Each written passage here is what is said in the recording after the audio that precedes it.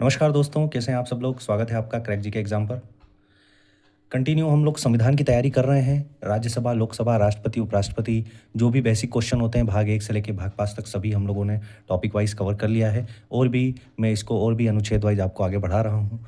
आज की वीडियो में हम लोग डिस्कस करने वाले हैं संसद के सत्र, कितने सत्र होते हैं और क्या-क्या संसदीय प्रक्रिया होती है। और एक इम्पॉर्टेंट क्वेश्चन, क्या आपको ये पता था कि अंग्रेजी को 15 वर्ष बाद हम लोगों के भारतीय संविधान से उनको हटाना था कि अब अंग्रेजी में प्रोसीडिंग नहीं होगी, परंतु क्या ऐसा एक्ट लाया गया जिससे अंग्रेजी को भी कंटिन्यू अभी तक रखा गया है। और हिंदी तो हमारी जो राजकीय भाषा है, वो अभी भी हिंदी और अंग्रेजी दोनों में हम लोगों की संसद की कार्रवाई होती है। तो यदि नहीं पता है तो वीडियो आप ज़रूर देखिए, और यदि पता है तो और भी इम्पोर्टेंट क्वेश्चन क्या है वो वीडियो आप देखिए। तो यदि आप तैयारी कर रहे हैं भारत में किसी भी एग्ज़ाम की, किसी भी स्टेट पीएससी की, किसी स्टेट के पर्टिकुलर किसी पद की, और या वनडे एग्ज़ाम की, और संविधान पॉलिटी उसमें एक भाग है, तो ये वीडियो आपके लिए बहुत इंपॉर्टेंट हो सकता है। तो आइए स्टार्ट करते हैं हम लोग। पूरे वर्ष में संसद में कितने प्रकार के सत्र होते हैं। तो वर्ष में कितने सत्र होते हैं? 3 सत्र होते हैं। वर्ष में कितने सत्र होते हैं? और संसद के दोनों सत्रों को जो आहूत करता है वो कौन कर सकता है? किसके पास है पावर? ये राष्ट्रपति के पास है पावर। ये सब हम लोगों ने देख लिया है, परंतु फिर भी एक बार आप जस्ट रिवाइज कर लीजिए कि इस राष्ट्रपति के पास पावर है दोनों सत्रों को आहूत करने के लिए। और उसकी संयुक्त बैठक कौन करता है? उसकी संयुक्त बैठक करता है लोकसभा का अध्यक्ष। ये सब हम लोगों ने देख लिया है। तो आज हम लोग देखने वाले हैं कितने प्रकार के सत्र होते हैं और कब कब क्या क्या होता है और क्या संसदीय कार्रवाई है। तो सबसे पहले होता है बजट सत्र। वर्ष के स्टार्टिंग में फरवरी से मई के बीच में बजट सत्र आता है। उसके बाद आता है मानसून सत्र, ये आता है जुलाई से सितंबर माह के बीच में।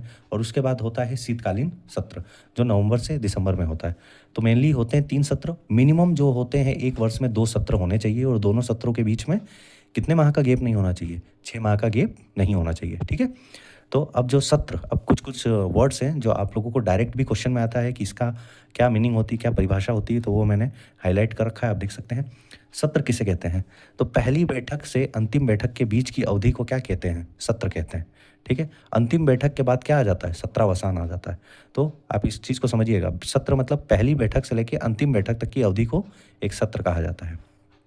अवकाश, किसी दो सत्रों या दो सत्र किसी 2 सत्र या 2 सत्रों के बीच के समय को क्या कहा जाता है? अवकाश, जिसको इंग्लिश में क्या कहा था? रेसेस। ठीक है। 2 सत्र के बीच में जो समय होता है उसको अवकाश कहते हैं।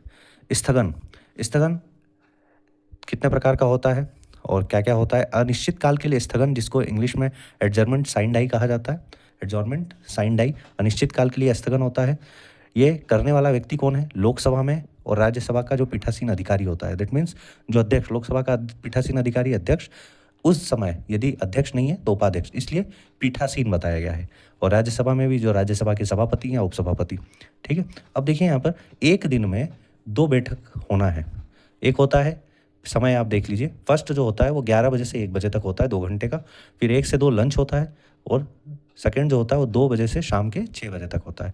तो कितने समय होता है? पहला जो होता है वो 11 से 1 बजे तक, और फिर उसके बाद जो दूसरा होता है 2 बजे से शाम के 6 बजे तक। अब ऐसा नहीं है कि 6 बजे तक होगा, यदि कोई डिस्कशन हो रहा है तो थोड़ा-सा वो एक्सीड भी हो सकता है, 6 से 7 भी बज सकता है, 7 से 8 भी बज सकता है। ओके। तो सत्रावसान करने वाला व्यक्ति, प्रोरोगेशन जो है, सत्रावसान जिसको प्रोरोगेशन कहते हैं, वो कौन कर सकता है? तो राष्ट्रपति कर सकता है सत्रावसान। ठीक है। अब कोरम, जिसके बारे में हम लोग वीडियो में काफ़ी डिस्कस कर चुके हैं राज्यसभा लोकसभा में, कि न्यूनतम संख्या मतलब जो गणपूर्ति जिसको कहा गया है, कि कोरम मतलब न्यूनतम संख्या इतनी होनी चाहिए तभी कोई सदन चल पाएगा ना। अब मान लीजिए आपकी कक्षा में 50 बच्चों की स्ट्रेंथ है और बच्चे आ रहे हैं 2 बच्चे, तो आप क्या पढ़ाओगे? तो इसलिए मिनिमम एक क्वांटिटी डिसाइड कर रखा है कि लोकसभा राज्यसभा में। अब न्यूनतम संख्या क्या होनी चाहिए? 1/10 संख्या लोकसभा की, जैसे 550 सीटें तो कोरम कितना होगा? 55। राज्यसभा में 250 सीटें मैक्सिमम, तो 25। अब यदि किसी भी प्रस्ताव को सभा में बहस करना है तो आपको क्या करना पड़ेगा? जब उस पे बहस होती है तो फिर उनसे क्या किया जाता है कि आप भैया वोटिंग करिए कि क्या ये चीज़ सही है या गलत है। तो देखिए ये बहुत ही एक कॉमन है। अधिकतर क्वेश्चन में तो मतलब अधिकतर ये फैक्ट्स में नहीं आता है, परंतु कभी-कभी जब मूड होता है आयोग का तो क्वेश्चन पूछ सकता है। इसलिए ये, अब ये एम लक्ष्मीकांत के नोट्स हैं जो मैंने एम लक्ष्मीकांत पढ़ के बनाया है, तो हो सकता है आपके लिए भी इम्पोर्टेंट हो, कहीं आ जाए। तो किसी भी प्रस्ताव को सभा में बहस करने के बाद में जो लोकसभा में पीठासीन अधिकारी अध्यक्ष, और या जो राज्यसभा में सभापति, वो क्या कहेंगे कि ये बोलेंगे कि मुझे लगता है कि ये प्रस्ताव मंजूर है, मतलब वो कहेगा I think I have it, I think I have it, I think I have it, वो 3 बार ये वर्ड कहाएगा। हाँ मतलब उसको क्या बोला जाता है, आई, और नो को तो नहीं कहने के लिए आमंत्रित करेगा। तो 3 बार स्पीकर कहता है, देखिए मैं लिख रखा हूँ, I think I have it, मुझे लग रहा है कि सबका इसमें मंजूरी है, तो वो 3 बार कहेगा। यदि इन 3 बार में कोई भी संसद में लोकसभा में बैठे सांसद या राज्यसभा में बैठे सांसद उसका अपोज नहीं करते, तो वो फिर वो क्या वोटिंग के लिए चल जाएगा। ठीक है, तो इस तरीके से पूरी प्रोसीजर होती है। आने वाले समय में हम पूरी की पूरी लाइन बाय लाइन इस चीज़ को समझेंगे। तो अभी ये डायरेक्ट ये क्वेश्चन कभी कभी आ जाता है, इसलिए मैंने कि कौन सा है वर्ड जिसको हाई मतलब हाँ के रूप में माना जाता है, तो आई, AYE। ठीक है, अब अनुच्छेद 120 जो मैंने आपसे वीडियो के स्टार्टिंग में प्रश्न पूछा था, तो पहले आप ये देखिए कि अनुच्छेद 120, 210 और 348 संसद में भाषा के लिए कहते हैं कि संसद में कोई भाषा होगी जब ही ना डिबेट होगा, तो संसद में भाषा के लिए अनुच्छेद कौन सा है, तो 120। अनुच्छेद 210 कहता है कि राज्य की विधानसभा में भाषा जो होनी चाहिए वो किस किस भाषा में राज्य की विधानसभा की कार्यवाही होनी चाहिए, तो राज्यों में 210 है और सेंट्रल में 120 है। अनुच्छेद 348 में कहा गया है कि संविधान द्वारा बनाया गया सुप्रीम कोर्ट, हाई कोर्ट में भी भाषा के नियम है। ठीक है, कि सुप्रीम कोर्ट की प्रोसीडिंग जो होगी, हाई कोर्ट में प्रोसीडिंग जो होगी वो किस भाषा में होगी, तो इसके लिए नियम किस में बनाया गया है, 348 में। अब ये देखिए, संविधान लागू होने के बाद में अंग्रेजी को 15 वर्ष के बाद 1965 में ख़त्म कर देना था। अब संविधान कब लागू हुआ था, तो 26 जनवरी 1950 को, तो 15 वर्ष बाद मतलब 26 जनवरी 1965 को ख़त्म कर देना था, परंतु राजभाषा अधिनियम 1963 के तहत लागू होने के बाद में अंग्रेजी और हिंदी साथ में जारी रखने की अनुमति दी गई थी। हूबहू ये क्वेश्चन यूपी PSC में आया हुआ है। यदि आपको विश्वास नहीं हो तो 2023 का पेपर आप खोलिएगा, हूबहू ये क्वेश्चन आया हुआ है कि कितने वर्ष बाद अंग्रेजी को ख़त्म करने की नियम था संविधान लागू होने के, तो 15 वर्ष बाद। तो ये किसके तहत हुआ है, तो राजभाषा अधिनियम 1963 के बाद।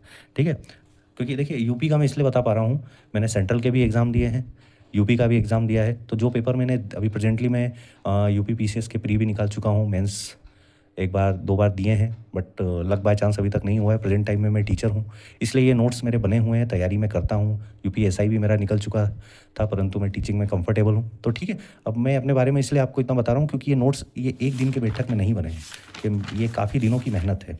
ठीक है, तो इसलिए मैं आप लोगों के साथ सर्कुलेट कर रहा हूँ। इससे पहले मैंने UPSI के लिए हिंदी के लिए तैयारी करवाई है।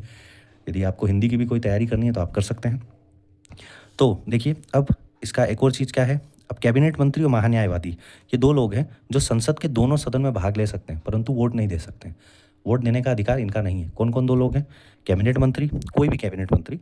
अब इसके बारे में भी ऐसा है कि कैबिनेट मंत्री जो पद पर नहीं है उसके बारे में, अब जो पद पे है वो तो वोट देगा ही नहीं, क्योंकि वो सदन का वो होगा, सदस्य होगा।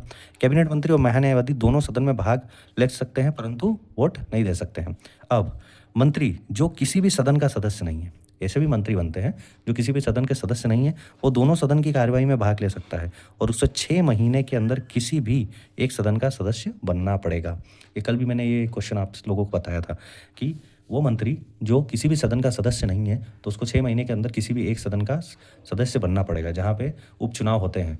ठीक है, तो इस तरीके से वो मंत्री जो है वो 6 महीने के अंदर सदस्य में बनेगा, परंतु तब तक यदि वो कैबिनेट मंत्री है तो कैबिनेट मंत्री और महान्यायवादी ये दोनों क्या है, आप किसी भी सदन में भाग ले सकते हैं, परंतु वोट नहीं दे सकते। बहुत इंपॉर्टेंट क्वेश्चन है, इसलिए बार बार मैं रिपीट कर रहा हूँ, ध्यान दीजिएगा। अब हम लोग कुछ देख लेते हैं, सत्र देख लिया, अब संसदीय प्रक्रिया के बारे में थोड़ा सा देख लेते हैं कि कौन कौन से प्रश्न बनते हैं इससे। तो अब जब भी संसदीय प्रक्रिया होती है, जैसे हम लोगों ने देखा कि संसदीय प्रक्रिया में एक पहला जो सेशन होता है वो 11 बजे से 1 बजे तक होता है, और दूसरा सेशन क्या होता है 2 बजे से लेकर 6 बजे तक। अब 11 से 12 के बीच में क्या होता है, ये हमारे संसद का पहला घंटा होता है, तो इसे कहते हैं हम लोग प्रश्नकाल। संसदीय बैठक का जो पहला घंटा होता है, इसमें मंत्री आमतौर पर जवाब सवाल करते हैं। ठीक है, तो अब ये जो प्रश्नकाल है उसमें हम लोग क्या करते हैं, जो मंत्री होता है वो जवाब देता है जो भी प्रश्न पूछे जा चुके हैं, तो ये होता है आपका प्रश्नकाल। अब ये कितने प्रकार से प्रश्न होते हैं, या आप क्या पूछ सकते हैं, इसमें 3 प्रकार से मोस्टली प्रश्न होते हैं। एक होता है तारांकित प्रश्न, एक होता है अतारांकित प्रश्न, एक होता है अल्प सूचना प्रश्न। अब देखिए, इसके बहुत इंपॉर्टेंट फैक्ट्स मैं आपको ये भी बताने वाला हूँ कि आपको कैसे पता चलेगा कि कौन सा तारांकित है कौन सा अतारांकित है। इसके लिए भी कलर है, परंतु आपको इससे पहले जानना पड़ेगा कि तारांकित प्रश्न होता क्या है।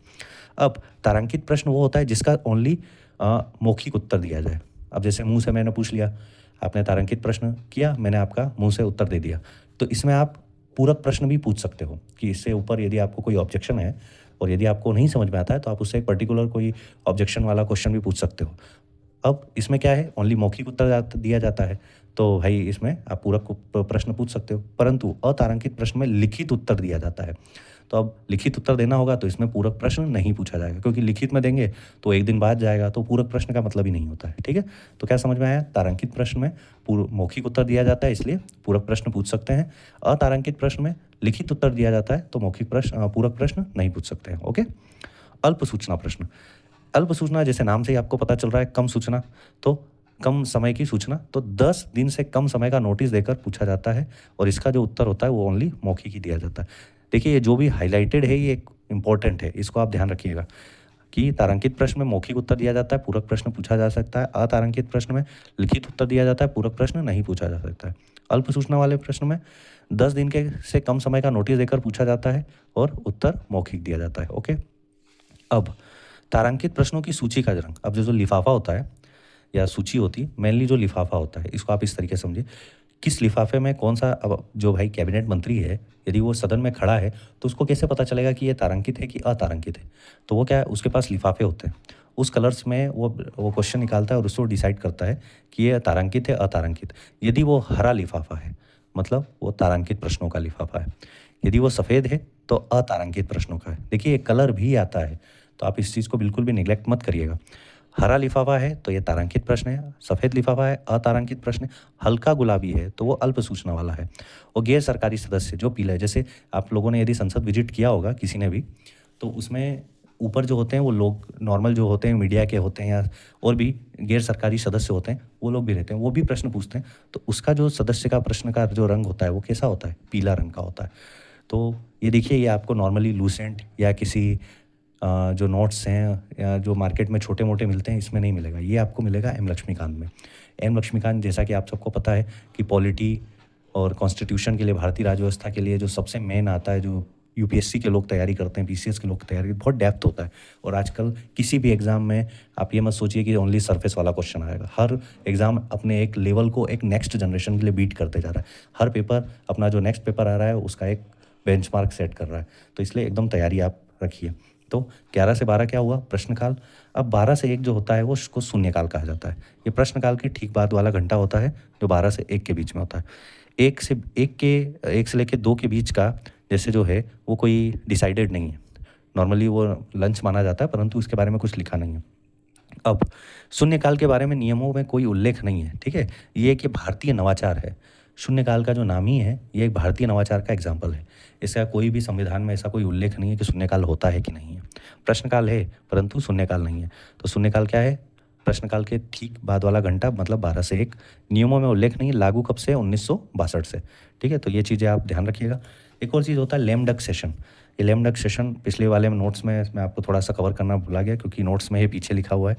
लेम डक सेशन होता है अंतिम बैठक, मतलब जो वर्तमान लोकसभा की जैसे अभी यदि मोदी जी नए लोकसभा से चुन के आ रहे हैं और पुराने सांसद जो बेचारे नहीं चुन पाए हैं, तो उनका जो है वो लास्ट सेशन होता है, उनकी विदाई की जाती है, समझ लीजिए कि उनका अंतिम बैठक होता है। और वर्तमान लोकसभा की जैसे उन लोगों का लास्ट बैठक, और नए सांसद जो चुन जाते हैं उनके आने के बाद। तो नए सांसद मान लीजिए चुन ले गए हैं, तो भाई वर्तमान वालों को जो अभी तक थे उनको बाय बाय कुछ करना पड़ेगा ना, तो उसके लिए लैम डक सेशन लगाया जाता है कि ठीक है भैया, आप नहीं निर्वाचित हो पाए, अगली बार पुनः कोशिश करिएगा। तो इसको क्या जाता है? अंतिम बैठक, वर्तमान लोकसभा की अंतिम बैठक या तत्कालीन लोकसभा की अंतिम बैठक, नए सांसदों के चुन के आने के बाद। आने वाले वीडियोज़ में हम लोग साधारण विधेयक, धन विधेयक, ये सब कवर करेंगे। जस्ट मैं आपको थोड़ा सा समराइज़ कर दूँ, जो इसमें भी कुछ हैं क्वेश्चन, वही हैं कि संसद के 3 सत्र होते हैं, बजट सत्र, मानसून सत्र, शीतकालीन सत्र, फरवरी से मई, जुलाई से सितंबर, नवंबर से दिसंबर, ये सब हम लोग डिस्कस कर दिए हैं। संसदीय प्रक्रिया में प्रश्नकाल होता है, शून्यकाल होता है। तो ये हो गया प्रश्नकाल। क्या? प्रत्येक दिन संसद में दोनों सदनों में बैठक के बाद 11 से 12 के बीच की कार्रवाई का पहला घंटा प्रश्नकाल का होता है। संसद में 3 प्रकार के प्रश्न पूछे जाते हैं। तारांकित प्रश्न, जिसका उत्तर मौखिक रूप से दिया जाता है, तो इसमें अनुपूरक प्रश्न, मतलब वही पूरक प्रश्न पूछ सकते हैं। अतारांकित प्रश्न, जिसका लिखित उत्तर दिया जाता है। अल्प सूचना वाले प्रश्न, जो तात्कालिक लोक महत्व से जुड़े होते हैं, जिनका उत्तर मौखिक दिया जाता है और कितने समय से कम में? 10 दिन से कम समय में। शून्यकाल किसे कहते हैं? तो शून्यकाल प्रश्नकाल के तुरंत बाद 1 घंटे का समय होता है, सामान्यतः 12 से 1 के बीच का समय शून्यकाल कहा जाता है। ये जैसे बताया हूँ मैं, संसदीय व्यवस्था में शून्यकाल भारत की देन है, मतलब ये भारतीय नवाचार है, ये मैं आपको बता चुका हूँ। राज्यसभा में प्रश्नकाल सुबह 11 से 12 के बीच बजे होता है, वही है प्रश्नकाल 11 से 12 के बीच का। तो इसमें बिल्कुल भी आप कंफ्यूज मत होइएगा। कंटिन्यू अपने पॉलिटी की तैयारी शानदार तरीके से करते रहिए, और जो ये नोट्स हैं ये आपको हमारे टेलीग्राम से मिल जाएंगे। टेलीग्राम का लिंक इसी डिस्क्रिप्शन में है, इसी वीडियो के डिस्क्रिप्शन में।